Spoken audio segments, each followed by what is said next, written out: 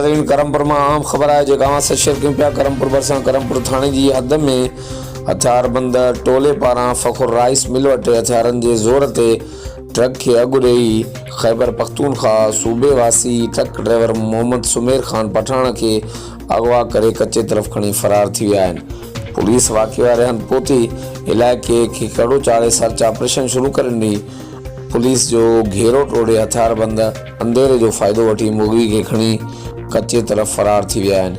जी नाज़रीन आम ख़बर है जेका अवां सां शेयर कयूं पिया। करमपुर भरिसां शेरगढ़ वारे इलाइक़े फ़खुर राइस मिल वटि राति देर सां हथियारबंद टोले इंडस हाईवे ते ट्रक के अगु ॾेई ख़ैबर पख्तूनख्वा वासी ट्रक ड्राइवर सुमेर खान पठान के हथियारनि के ज़ोर ते अगवा करे कच्चे तरफ़ खणी फरार थी विया आहिनि।